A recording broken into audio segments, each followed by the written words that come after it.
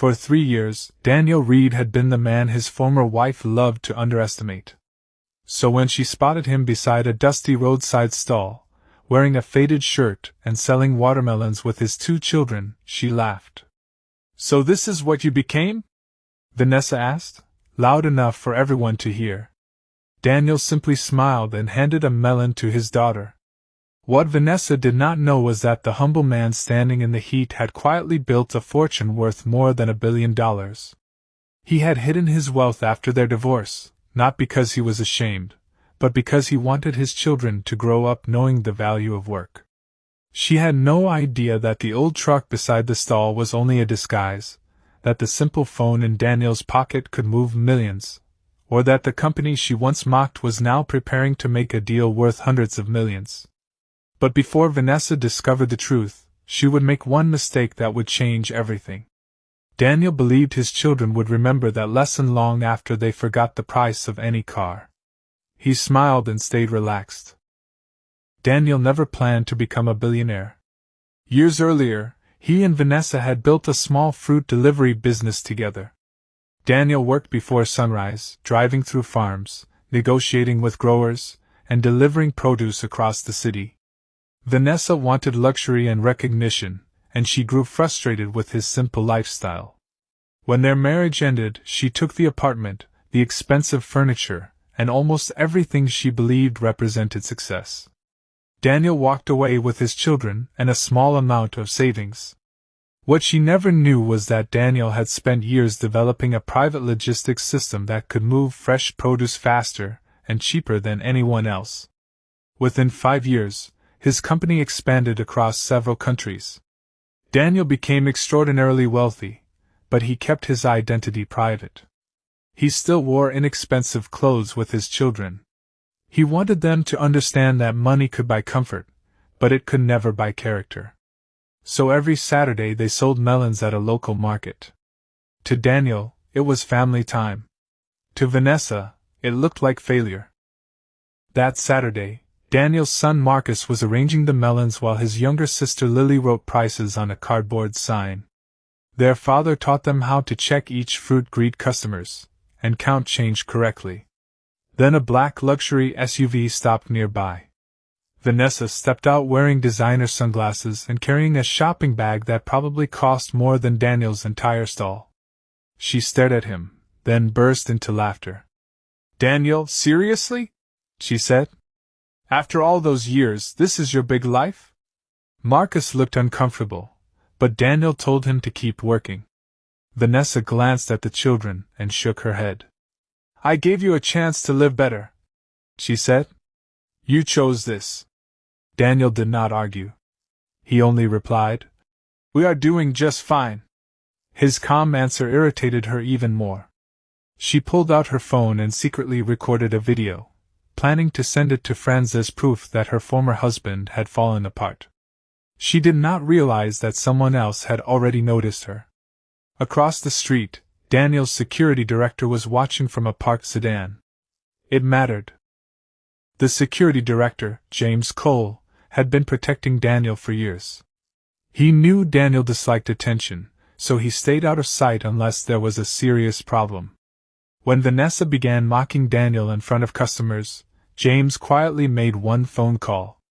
Within minutes, Daniel's private office was alerted. She told everyone that Daniel had once promised her a luxurious life but had failed. She even offered him $100, saying he should use it to buy better clothes.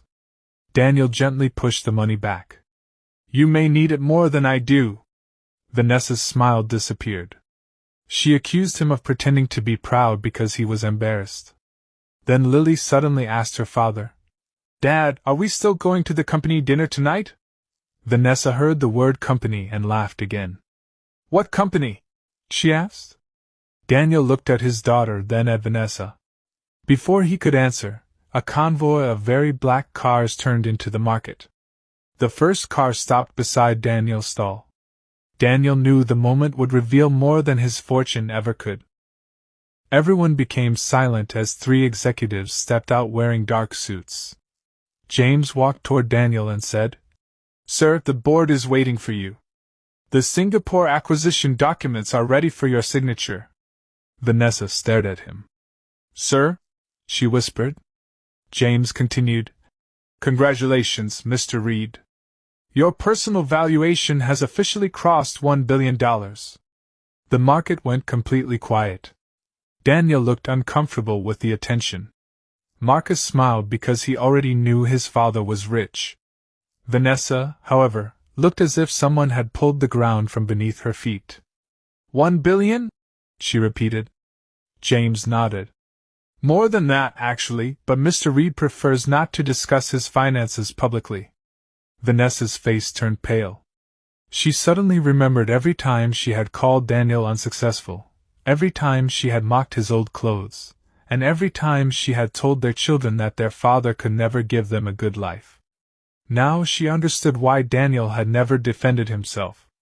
He had never needed to. Vanessa could not hide shock on her face. She froze. Vanessa tried to recover quickly. She stepped closer and said, Daniel, why didn't you tell me? Daniel looked at her quietly. You never asked? He replied. She insisted that if she had known, things between them might have been different. Daniel shook his head. That is exactly why I never told you. His words hit hard. Vanessa tried to remind him of their history, saying she had supported him when he was struggling.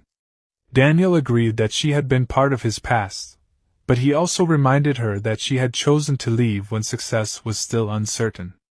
I did not hide money from you, he said. I protected my children from learning that love depends on money. Marcus stood beside his father, listening carefully.